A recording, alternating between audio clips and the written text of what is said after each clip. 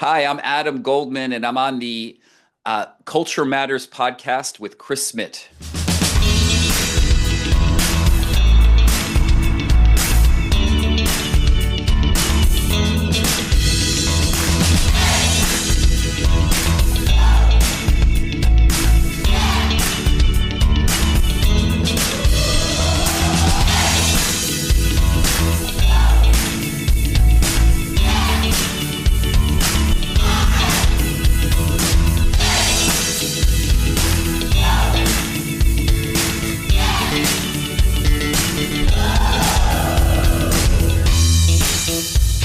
Morning, Adam. How are you? Very nice to see you. Very good, Chris. How are Uh, you? Good. Likewise. Yeah, I was in the middle of my sandwich, my lunch, as a matter of fact. And then I looked at the time, the hour, and we should get started. And so there's still on my left-hand side is still a sandwich there that I will finish afterwards. By the way, we're recording this on March 19, 2025. That is for you who's listening in the future. Adam, good to have you here. Do us a little favor. I don't know you that well, but the audience has no clue who you are, possibly, maybe. So give us a little bit of an introduction about yourself. Who are you? Where are you now? What is it that you do? And what is your so-called cultural frame of reference? So great. So look, my email address, one of my email addresses is AG International, meaning Adam Goldman International. And one of the reasons why is I love travel, right? Mhm. I've actually been to over 50 countries. It's a hobby of mine. And I have had the privilege of living abroad for 7 years in my life. Of those, 5 years were in Poland, in Mhm. Warsaw. Mhm. And then 2 years were in Hungary, and I spent a little bit of time in Prague as well. And so what I do now, I'm in the United States. I'm an American, right? Mhm. Um, my role is I'm in the franchising industry. I am a connector. My company goes ahead and we're a matchmaker. We Mhm. have different franchise brands that we connect potential investors with. And we also are looking for people that potentially want to invest in franchises, typically in the United States and Canada. Okay, North America, in other words. You mentioned this in the introduction as well. And where are you based? Where am I calling I to? mean, Houston, Texas, which is Houston, probably the most unknown, best international city ever, Texas. especially when it comes to cuisine. Oh, really? Yeah, that indeed. That's a point. I was thinking space, but that's a different story. Absolutely. Well, we have NASA, right? But we have an amazing Chinatown. And I would argue with our access to just kind of fresh produce in Mexico and other places, Hmm. we have and so many different cultures, and we have the best cuisine in the world here in Houston. Okay. All right. Interesting. Well, we certainly do not have this in the Netherlands. We don't have a local cuisine. Anyway, let's get back to your point because in your LinkedIn profile, you help. It says you help people set up business or franchise business in the US, correct? That's correct. And for that, they need an E2 visa. What is an E2 visa? So great. So I'm glad you brought that up because President Trump mentioned something called a golden visa, where you need to spend $5 million and you get a visa to come to the United States. People have Mhm. heard of something called an EB-5 visa before, where you need to spend gobs of money, and it's typically a couple year waiting list. Many people don't realize that there are over 100 countries that are treaty countries that allow you to enter the United States legally by starting a business, and you can start it through a franchise. And the investment's only about $100,000 or $125,000 Mhm. to get in, which is great. You could get your whole family in as well. Okay. Okay. So that's an E2 visa. That's correct. Yes. Okay, good. Thanks for explaining that. You say that I get this from your LinkedIn profile. You say you understand the challenges of starting a business. I quote this from what's written there. What is the most common challenge and how do they differ across cultures? And in other words, what kind of countries want to start a franchise in the US? So look, I've had people, many different countries want to start businesses. United people from different countries want to start, right? I mean, all throughout the world, it's one of the big destinations for people, for immigrants. Hmm. One of the big challenges, frankly, is understanding the local culture and sales and marketing, right? Having a plan, understanding the business or business systems and regulations and things of that sort. Uh-huh. And is there a common challenge that they're all facing?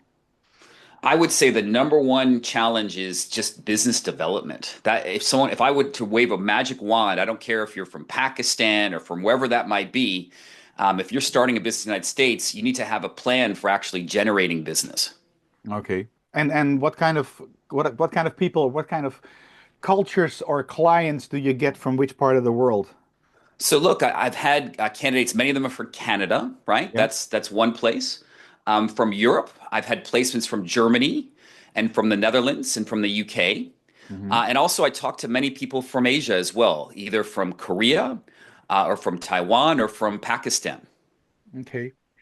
If I if you take a Dutchman and you take a German man, a German doesn't exist. You take a Dutchman and you take a German. In order for them to adapt themselves to American culture, they have to adapt in a different way because the Dutch have a different culture from the Germans. So how do you tackle that? So look, as someone that worked for a Dutch company, right, Uh-huh. and also someone who had German clients when I lived in Warsaw, I don't want to talk about stereotypes, right? But these are different cultures, right? Yeah. Both of them. And what I would say is, um, one of the things that I found about German culture is it's very direct and to the point. I would say Dutch is to the point, very direct as well. Hmm. I would say that and you are Dutch, you can help me with this, but my understanding of Dutch culture is it's kind of a mix between German and British, right? Maybe a little bit. I don't know. Good question. I don't really know the specific differences between those two. Oh, well, if they're one of the biggest difference between the Germans and the Dutch is that the Germans are much more goal oriented Yep. and the Dutch are more process oriented. They're much more Okay. consensus driven. Okay. And the other difference between these two countries, the Netherlands and Germany, is that the Germans are much more formal, if that makes any sense. If you Yep. have a Yeah. Yeah. title, you Yeah. use the title. If you're being on time, there's a German saying, being on time is already 5 minutes too late. I think it's a good expression which summarizes a bit how Germans work, and of course not all Germans and not all Dutch are consensus oriented, but they have to adjust differently. Um, I know, for instance, if I go back in my time in the Netherlands, where I lived most of my life, is that if the Dutch look at the Americans, then we think that the Americans, and that's 330 million people, they're very superficial. There's no depth. And the Dutch can be very confused if an American says, "Hey, how are you doing?" It's a politeness phrase. It's you're not asking how I'm doing. You really don't care how I'm doing. So, So look, yeah, as someone that lived in Europe for 7 years, right? I do miss certain things about the European culture, right? uh-huh. When you talk about, and look, as someone that lived in Poland, I love the fact that Polish friendships to me were so deep and warm, right? Uh-huh. And that's one thing that I miss about being in Europe, frankly. Hmm. Yeah, I can imagine that. Except in Paris, they're really superficial, to be honest. All right. So you have written a book as well. Yes, Can you tell us a little bit more about that? What's the title and what's it about, please? sure. So the name of the book, it's called the Franchisee Lifestyle. Hmm. Let me go ahead and get a copy of that right Sure. here.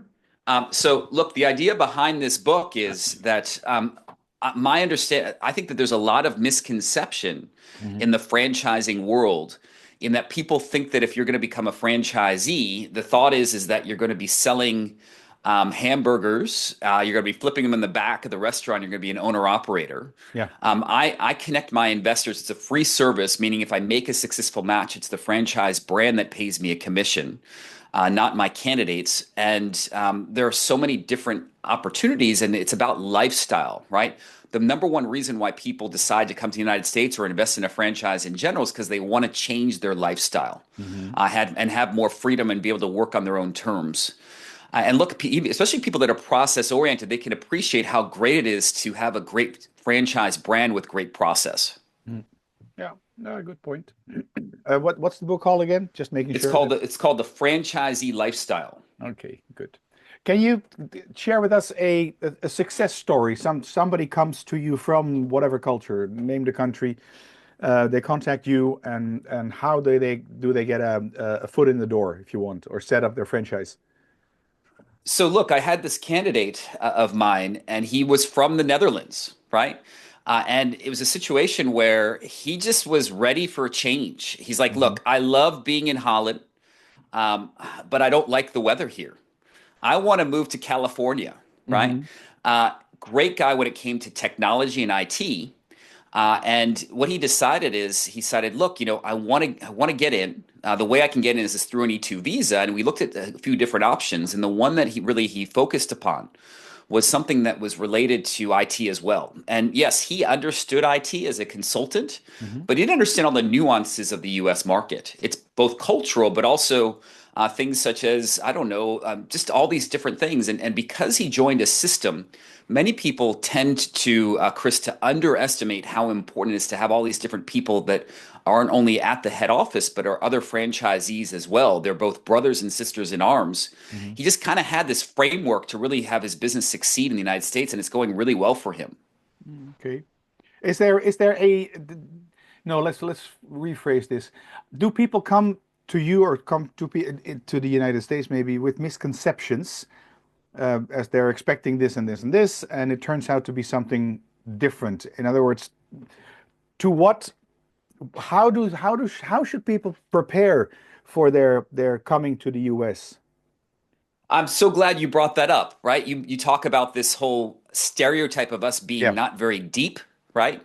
Yeah. What I would argue is that you can't paint the Americans with one brush, right? I No. mean, we're 330 million people. Just to give you a story here, Hmm. one of a friend of a friend, was going to come to Texas, to Houston for a conference, and they said, look, I'm a minority. Is it safe to be in Houston? And they didn't realize that literally Houston is only like 30 or 40% Caucasian, right? Uh-huh. Another 20% or 10% from Asia. So to kind of paint the Americans with one broad brush stroke is just really a misconception. Yeah. We're so many different people from so many different cultures. I wouldn't call us a melting pot. Call us more of a tossed salad. But I mean, just the whole idea of you're going to come to the United States, everyone's going to be Caucasian and a specific thing. I mean, we're so different and so diverse. And look, a Texan's different than someone in New York City or in Michigan. It's just we're just a different country and so diverse Hmm. geographically. Yeah. I hear that quite often. The point is that people outside of the US, they will not see that. For you, for me, you're an American, and for an American is an American is an American. As you will also not see the differences between even a small country like the Netherlands, the North and the South, and the East and the West. Even though it's only a tiny country with 18 million people, there I can see the difference. And so I think the external, the non-American, he or she doesn't see the difference. That's true. They don't understand that. No. So how do you explain that? What I mean, what is different from somebody from Texas versus California? Well, it's political, right? I mean, if you look at you don't want to paint from a broad stroke because it's actually even inside of Texas is different, right? People that Hmm. are in rural Texas are more conservative than people that are in the major cities like Dallas or Austin or Houston. Hmm. But if you're going to give a few different stereotypes of what's difference between California and Houston, I would argue that, or than Texas in general, I would say that people from Texas tend to be more, how would I put it? More religious.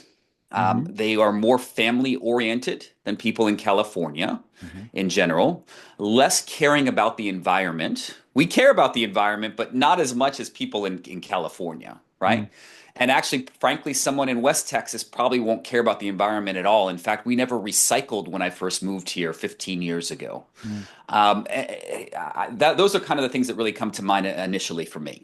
Okay. Is there any type of business, or what kind of business should entrepreneurs who are hearing this and want to move to the US, what business should they think of? What is the best business to move into? So that's a great question. One of the things that I found is let's talk about this. Now, number one, there are certain states that are easier to start businesses in the United States than others. Hmm. And the states that are hard are ones that have more regulation. And these are states like California or New York. The Hmm. ones that are easier to start a business are places like Florida, Texas, or Georgia.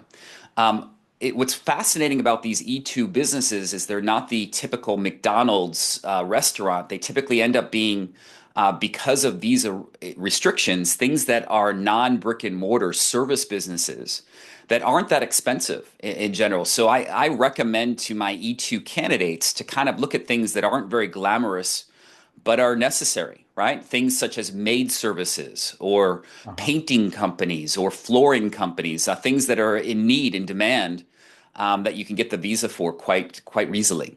Carpenters and stuff like that. And Yes, yeah, IT as well. IT is definitely one. Yeah. Yes. And what should people avoid then? What is something other than maybe the location, but which industry?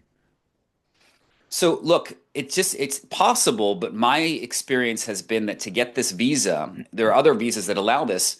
You actually need to have a going concern in order to get the visa. So if you have a brick and mortar retail business, like a very expensive restaurant, you actually need to have it up and running before you get the visa. And that's kind of Mm. logistically challenging if you're in the Netherlands and you need to kind of come to the United States and get it running and then come to the consulate back in the Netherlands afterwards. Yeah, yeah, that will be painful indeed.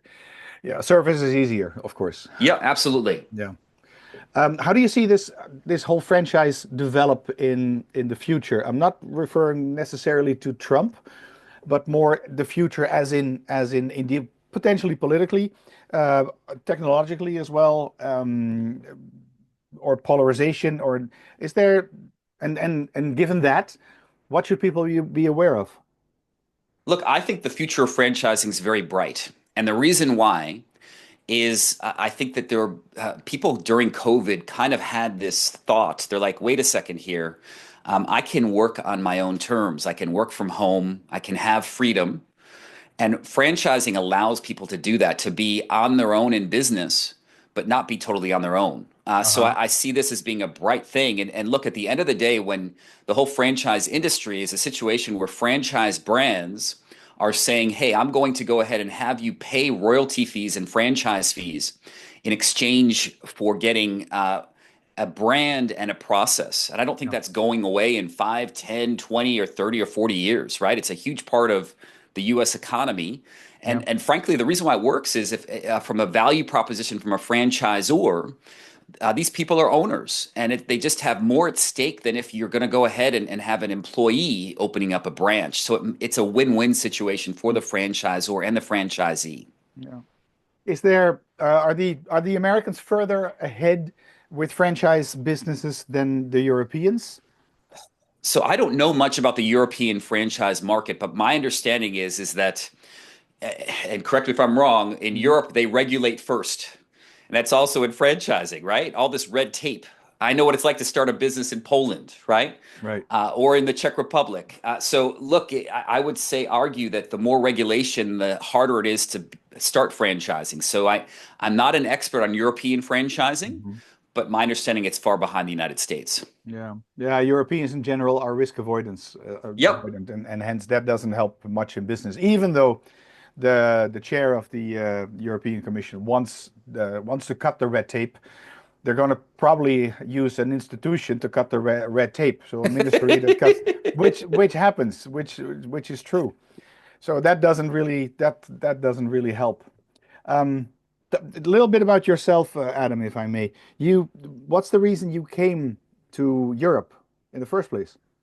So, look, I graduated from college In the and I was US? just in the United States, that's Yeah, correct. And I was just yeah. kind of looking for like when you're 22, right? Hmm. You just don't know what you're going to do next, and got an internship to come to Budapest Uh-huh. in 1996, Yeah. which is an amazing time to be there. The wall had fallen 5 or 6 or 7 years ago, or before that, and just kind of fell in love with Europe, and still am in love with Europe. Hmm.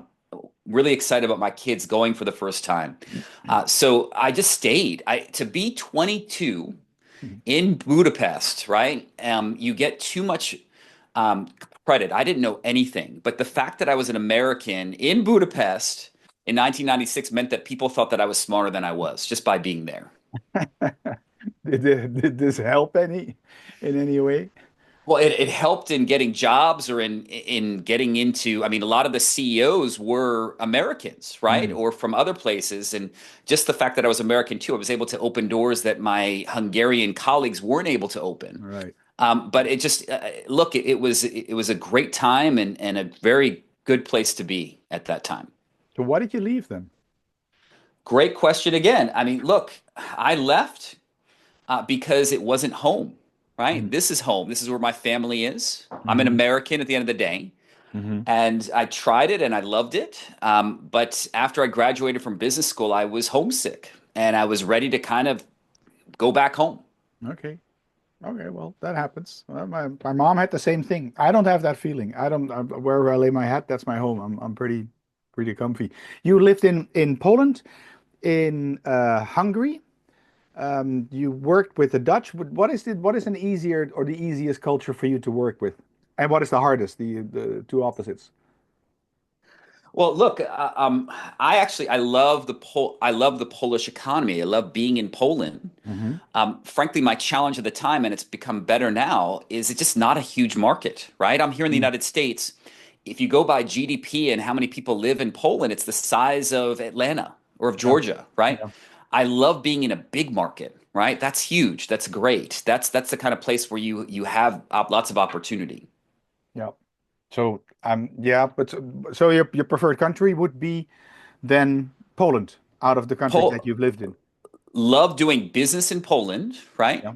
I mean, let's put it this way. It was the most enjoyable. I'm not sure it was the most profitable for me, right? Uh-huh. The U.S. for me is just in general the best place in general to do business. hmm Okay. All right. Makes sense.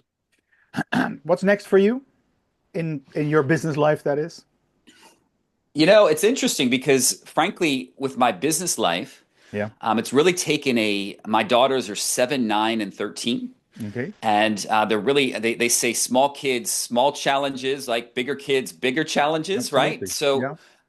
they're really my focus, and I see that over the next 10 years, right, or 11 years until my youngest is 18, and who knows, after 18 they might come back to the nest or whatever. hmm So from a work perspective, it's pretty much status quo. I Okay. found this really amazing niche in that I'm here able to help people, but from a personal level, it's really a lifestyle business, which is Mm. awesome. Yeah. All right. That's cool. Yeah. Lifestyle is important. And Absolutely. what many people don't realize is that you can actually create that. You can, Yes. but they are usually they're hooked on a mortgage or hooked on their job or they're afraid to take that next step. No, I have to agree with you. And Chris, I want to also talk a little bit about my company. Yes, please. We're a multinational company franchise coach.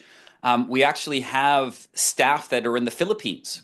Okay. And that's a unique culture there. And I'm absolutely in love with the Philippines. I'm going to be going for the first time to visit my staff, my team there. Okay. And I'm just absolutely enamored. I'm so blessed to have these people working with me that many of them are working evening hours in the Philippines Yeah. to help me out and to make sure that we're successful as an organization and team. And there are challenges in running when it comes to culture and running a multinational company. Yeah. Why the Philippines?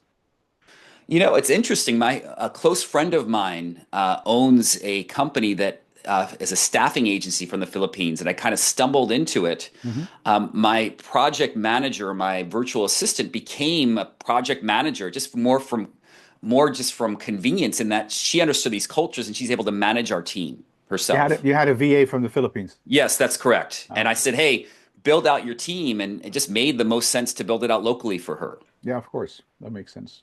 Yeah. I like working with the people from the Philippines as well as Absolutely. VAs. Yeah, they're good. They're good. Adam, if you, I have two last questions for you. Can you give us, please, three tips to become more culturally competent from your experience, your work experience, and even your private life as well? So look, I'd say the number one way, first Yeah. tip is to visit, right? The only way, there's so much nuance, right? And if even better, kind of spend a lot of time in a culture that you're excited about, right? So my daughters were talking about different places, and we're like saying how it is, and we're potentially going to be going to Iceland this summer, their hmm first time in Europe. And just the idea of just kind of being there and kind of letting that culture soak in, Hmm. that is amazing, right? No, I mean, true. there's no substitute for going and actually like just kind of interacting, and the more time the better in experiencing that specific culture, right? That's amazing. Yeah. The second one is, and this is related to the first one, but like doing research about different cultures. And what I mean by that is like for me, there's nothing better than getting on a plane, going to a country for the first time, and literally like just kind of reading the literature of Hmm. of that place or reading the history of that place, just kind of getting a sense of where you're coming from. And last but not least, I'm a huge believer in language, right? I Uh-huh. absolutely love different languages. It's a passion of mine. When I was in Poland and Hungary, I was speaking both Polish and Hungarian. I've lost a lot of it. I had the opportunity to work on my Spanish and even my Portuguese. Right. Okay. What I would say is this that I get so much value, and my kids get so much value. Well, before we go to a new place, Hmm. just to kind of even go on Duolingo and Hmm. to learn some of these phrases because you just by studying a language, and even if it's just basic language, you're getting insight into the culture as well and getting Hmm. excited and prepped about that. Yeah, that's true. So speaking a language is very beneficial. I agree. Thank you, Adam, for the three tips. If people want to get in touch with you and want to know more about you, what is the best way to for them to do that? So, look, the best way to do that, I do have two websites, right? The Uh-huh. first one's called franchisevisa.net, right? Okay. And that's a website that's specifically geared towards people that are interested in getting visas, E2 visas to come to the United States. Hmm. The second one's just more general. It's called franchisecoach.net, right?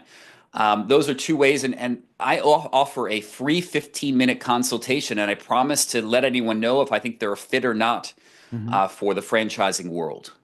Okay. All right. That'll be in the show notes as well. And so I thank you very much for your time and your explanation and your enthusiasm as well, I must say. Thank you so much, Chris. All right. We'll see each other in the future. Take care. Have a good rest of your day. Bye.